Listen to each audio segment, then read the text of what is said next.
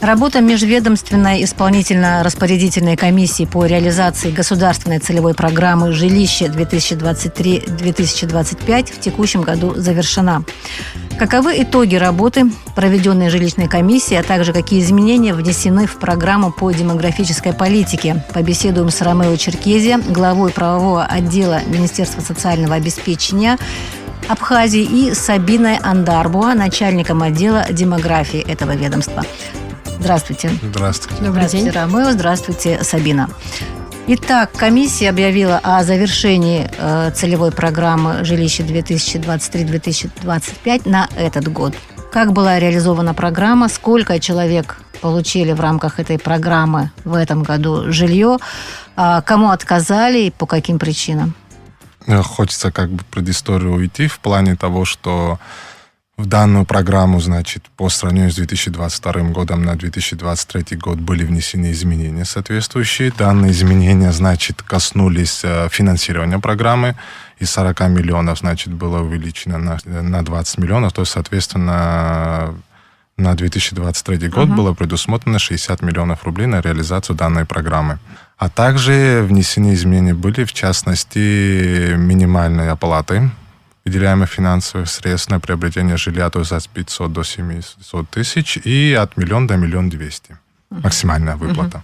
В этом году, нам удалось, межведомственной исполнительной распределительной комиссии удалось рассмотреть 103 заявления граждан. Это по следующим, категориям: дети-сироты, а также чьи родители во время войны погибли или пропали без вести, инвалиды первой группы, в том числе и ответственной войны народа Абхазии, у кого дети инвалиды или же сам заявитель является инвалидом детства, 5 и более детей, а также семьи погибшим. Из числа, рассмотренных 103 заявления одобрено было комиссией 67 заявлений. Остальные? 30 заявлений у нас по программе вынесено решение об отказе участия в данной программе, ввиду того, что комиссии и ответственным органам, то есть Министерству обеспечения, было выявлено факт того, что заявители ранее они обладали жилплощадью или на момент заявления уже приобрели собственную жилплощадь. На основании данных пунктов было вынесено решение об отказе. 6 заявлений у нас находятся на доработке. То есть данные заявления уже будут рассмотрены в следующем году, ввиду того, как мы уже кое-какие недочеты у данных граждан, в заявлении, то есть мы устраним. Мы говорили с вами, о том, что программа увеличена, финансирование программы увеличено в этом году. Скажите, а по количеству получивших жилье, количество людей стало больше, меньше? Да, конечно. Проводя аналогию, предыдущих годов, где было финансировано 40 миллионов, нам максимум удавалось 50-51 заявление рассмотреть и одобрить. В этом году нам удалось 67 заявлений граждан удовлетворить, то есть решением о выделении финансовых средств на приобретение жилплощади на сумму 60 миллионов рублей. Из них на сегодняшний день, все граждане в категорию, которые обратились сирота, то есть все заявления рассмотрены в данной категории. Из категории сирота все заявления одобрены. Только одно заявление, оно у нас на доработке. Много таких? Одобренных было именно в этом году 17 заявлений в категории сирота. Мы также смогли покрыть категорию, то есть рассмотреть все заявления, поданные в категорию как инвалид первой группы, в том числе и инвалид первой группы Отечественной войны народа Абхазии.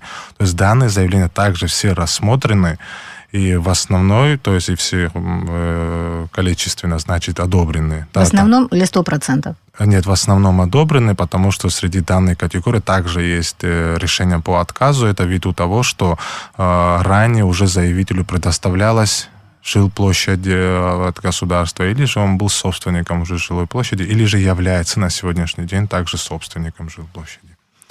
То есть эта категория на сегодняшний день тоже у нас ни одного заявления уже нету. То есть мы все рассмотрели. Да, факт того, что еще обратятся граждане в данную категорию, оно, конечно, имеет место быть, но на сегодняшней комиссии данные две категории, они полностью реализованы. Также хочется подметить, что в категорию, где у нас является на иждивении ребенок инвалид, а также сам заявитель инвалид детства, все заявления, в принципе, они рассмотрены, кроме 7-8 заявлений, которые у нас из-за того, что у нас средства на этот год израсходованы, мы их не успели рассмотреть. Они у нас в основном уже, как говорится, сформированы, все материалы, то есть по данным гражданам. То есть это, в принципе, огромное количество. То есть учитывая, какой объем был всего. Вот самая большая категория из первоочередных, это было инвалиды детства, у кого на иждивении. То есть мы, в принципе, данную категорию, то есть на 90% в принципе, завершили тоже. То есть те граждане будут в следующем году уже рассмотрены. У нас разговор пойдет, коснется в том числе и демографии, да, демографической политики. Поэтому такой вопрос. Многодетные семьи, где 5 и более детей, есть наверняка, где поменьше, там 4-3. Вот сколько семей удалось охватить в рамках этого года? Да, у нас по программе, значит, есть такая категория 3 и более детей, но в приоритет при рассмотрении данной категории отдается 5 и более у кого. Вот у нас на сегодняшний день более 20 заявлений 5 и более детей в остатке, а так мы также в этом году 5-6 семьям, то есть тоже смогли также одобрить. Некоторым также отказ, конечно, тоже было вынесено решение. То есть у нас, данная категория тоже, в принципе, к рассмотрению мы уже ежегодно, то есть мы рассматривали, и со следующего года мы думаем, что если количество не поменяется, да, вот прям объем не увеличится заявлений данной категории, то мы эту категорию тоже покроем. Вот категорию 4-3 мы надеемся, что приступим в следующем году, акцентируясь на статистические данные сегодняшнего дня. А много подавали заявлений многодетные семьи, вот где 5 детей? В общем, за все действие программы, конечно, да, заявлений... я имею в виду сейчас вот этот год и в процентном отношении, как удалось... К концу, значит, 2022 года мы подходили около 23 заявлений в категории 5 и более детей. На сегодняшний день, да, с текущего года также в эту категорию обращались граждане, естественно. Но в общем у нас было около 35 заявлений в данной категории. Сегодня у нас там около 22 где-то заявлений в остатке еще. Остальные, то есть решения по ним вынесены. У нас бывает просто, где категории пересекаются между собой. Из 35 28 положительно, да, рассмотрены? Нет, из 35 заявлений в категорию 5 и более у нас в остатке осталось около 22-23 заявлений на сегодняшний день. Так как в данной категории максимальная выплата, то есть постоянно предусмотренная. И у нас бывает часто, что категории между собой пересекаются. Это в частности того, что 5-6 детей и ребенок является инвалидом. Или же 5-6 детей, заявитель является инвалидом первой группы Отечественной войны народа Абхазии. То есть мы тут в данном случае, то есть вот такие моменты тоже у нас есть, мы, естественно. Вот сейчас, я надеюсь, Сабина подхватит разговор. Действительно, вот цифры были приведены. 100% многодетных семей не удается там квартирами, жильем обеспечить. Возможно, там какие-то неправильные цифры, да, неправильное оформление и так далее. Вот требования, да, к выполнению, к получению жилья. Возможно. Но, тем не менее, что бы вы сказали о том, вот как эта программа реализуется с точки зрения того, как поддерживаются семьи, многодетные семьи, и как это бы могло повлиять на демографию? Добрый день еще раз. Начну с программы. Программа развития демографии действует с 2016 года. Но в Министерство социального обеспечения и демографической политики Республики Абхазия с фонда репатриации передали в марте 2021 года. И если говорить о статистических данных, с 2021 года по 2022 год было принято и рассмотрено 782 заявления. И основной целью данной программы являлось осуществление единовременной денежной выплаты в размере 100 тысяч рублей при рождении 3-го и последующего ребенка. Это по отдельной программе идут выплаты. Мне хотелось бы просто, вот как человек, который владеет ситуацией, чтобы вы как-то могли оценить, скажем, успех или, не знаю, возможности вот этой программы для улучшения демографической ситуации? Да, для дальнейшего развития демографии было принято решение усовершенствовать данную программу и внести в нее изменения. А именно, изменения коснулись выплат. Это осуществление единовременной денежной выплаты в размере 50 тысяч рублей семьям при рождении второго ребенка. Осуществление единовременной денежной выплаты в размере 100 тысяч рублей при рождении третьего ребенка. И осуществление единовременной денежной выплаты в размере 200 тысяч рублей при рождении четвертого и последующего ребенка внесли такие изменения. Когда будет действовать вот эти новые правила? Уже с сегодняшнего дня будут действовать эти правила. А также хочу отметить, что эти изменения коснутся семьям, у которых дети родились в 2023 году. То есть... Угу. Интересно. Да, и в связи с изменением программы объем финансирования программы развития демографии с 50 миллионов рублей было увеличено до 90 миллионов рублей. Эти денежные средства идут из фонда бюджета репатриации. Угу. Расскажите теперь, с чего надо начинать людям, которые попадают вот под те вещи, которые вы перечислили, чтобы получить вот эти новые какие-то выплаты по изменившейся программе? Собрать перечень документов, которые необходимы.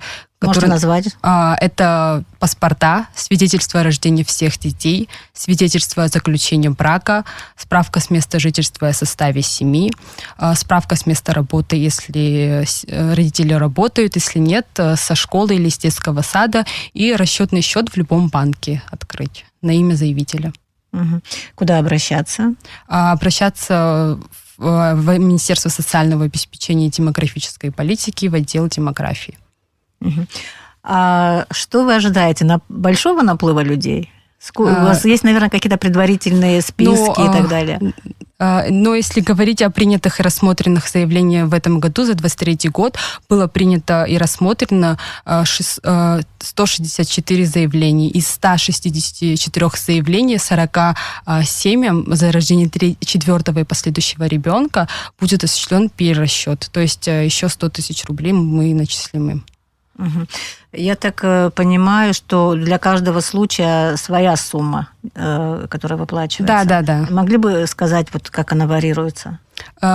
Повторюсь, за второго ребенка в размере 50 тысяч рублей, а за третьего в размере... От 50 тысяч до? 100 тысяч, за третьего 100 тысяч рублей, за четвертого и последующего в размере 200 тысяч рублей.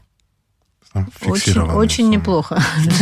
Да, скажите, пожалуйста, откуда резервы? Из фонда бюджета репатриации. Да. Угу. Я все-таки повторю свой вопрос по поводу того, что говорил Ромео, да, вот этой жилищной программы и той связи, которую она имеет с демографией, с демографической ситуацией. Мне просто интересно ваше мнение по этому поводу. Как вы думаете, как она влияет? Вообще понятно, что у нас жилищная проблема есть, что молодые семьи часто сталкиваются с этой проблемой, и хотелось бы какие-то ваши мысли по этому поводу услышать. Да, Ромео? Учитывая, что правовой отдел и отдел демографии, оно взаимосвязано, естественно, в работе, проводя хронологию, то есть это жилищная программа, она предусматривает выплаты финансовых средств в помощь на приобретение жилплощади. Учитывая, что в самой жилищной программе там фиксированные суммы, да, сегодня за те суммы, которые предусмотрены программой, тяжело найти жилплощадь. Мы это видим по статистике, да, то есть как люди не успевают в течение года, приходится, да, эти средства переносить, изыскать, чтобы выплаты шли в следующем году и так далее. То и выплаты по программе развития демографии, то есть взаимосвязь, в принципе, она может быть только в финансовой части, то есть подпорой, то есть учитывая, что если у нас гражданин обратился за рождения, там, программу развития демографии за 5-го ребенка, да, там уже там сумма другая, да, выплаты. Учитывая, что он еще по нашей программе, да, у него одобрили ему финансовые средства, то, естественно, это уже является такая энная сумма, за которую сегодня уже в наших реалиях, то возможно найти какую-то жилплощадь. То есть, в принципе, что прям по этой линии пошагово пойти необходимо, конечно, депутатам парламента. У нас в первом чтении, значит, был принят закон о демографии. То есть дальше уже как бы в окончательном чтении как бы принят данный закон, и из этого закона вытекает уже программа развития самой демографии в целом в республике, так как сама демография это не является только рождаемость, да, то есть это и причина смертности, и внутренняя миграция населения, то есть это и трудоустройство, то есть тут очень много фактов. В принципе, вся социальная сфера сегодня, да, у нас в республике, она сконцентрирована у нас в области демографии. А вообще какая-то статистика ведется по поводу того, сколько людей, скажем так, молодых до 30 лет нуждается, или семей нуждается в жилье? Ну вот, если опять уйти, да, вот в хронологию, знаете, когда в 2019 году данная программа заработала, тогда же были 2 программы у нас, и категории были поделены. Значит, в одной программе, она называлась «Жилище 2021», там предусматривался такая категория «Общий порядок». То есть это все те граждане, которые не обладали и не обладают жилплощадью Республики Абхазия, могли обратиться. Естественно, в данную категорию это самая большая категория обратившихся. То есть у нас вот с 2019 года, то есть там в основном это молодые семьи, то есть либо на тот момент вступившие в брак, но без детей, ну, как бы, то есть пока еще дети не родились, или же у кого 1, там, 2 детей. И у нас таких заявлений более 600. Они до сих пор лежат? Они пока, да, ввиду того, что, учитывая, это была начальная стадия той самой программы, и когда объем заявлений начал поступать от самых наиболее социально защищенных слоев населения, то есть это инвалиды первой группы, дети, инвалиды, сироты, да, там 5 и более детей, и учитывая размер финансирования данной программы и возможности в целом государства, то есть было принято решение, то есть, как говорится, из наиболее нуждающихся категорию выбрать, и сначала эти категории данные покрыть, а потом уже как бы поэтапно, наверное, со временем тоже дойдем к тому, что... Ну, насколько я понимаю, в следующем году тоже будет такая социальная программа, да, без вот этой ипотечной части, скажем так, которая была раньше. То есть она не будет охватывать вот эти семьи, которые, ну, молодые, скажем так. Ну, да, учитывая, что у нас пока еще полностью не покрыты, значит, данные категории, то есть, да, в оказании финансовой помощи, то мы, естественно, к другой категории перейти пока не можем. Это все, опять-таки, зависит от финансирования возможностей в целом государства, то есть в данном направлении. Ну, какие еще резервы есть для улучшения демографии, скажем так, ситуации вот в этой сфере здесь у нас в республике? Ну, у нас сейчас, например, знаете как, вот отдел демографии сегодня занимается статистическим сбором статистических данных. То есть прежде чем перейти к решению какой-нибудь определенной проблемы, то есть сперва надо понимать, да, то есть всю саму проблему.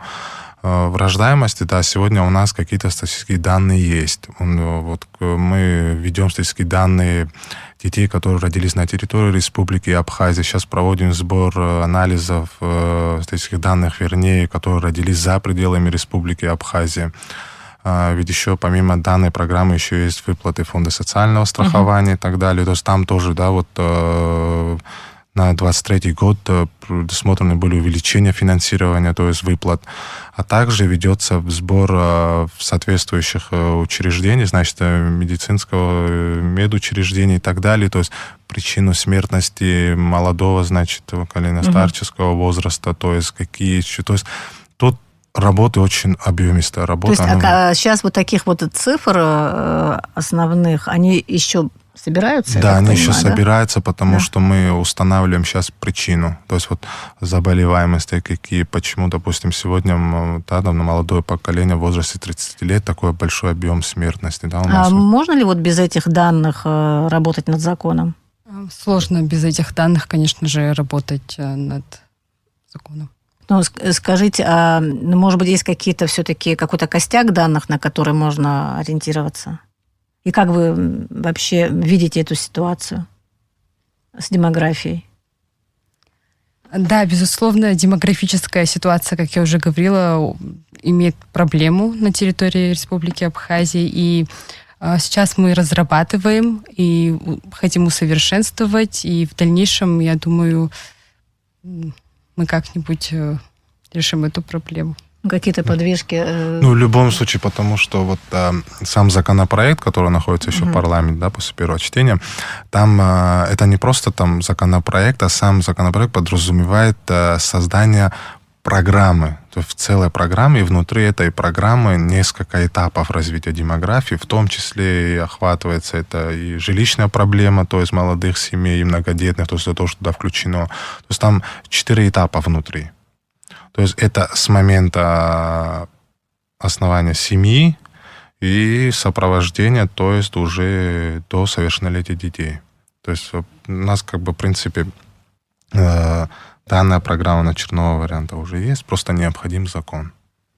И, естественно, финансирование. Мне вот еще интересно, вот какие-то резервы, да, вот на изменение вот этой программы, о которой вы говорили, демографической, были привлечены из фонда репатриации.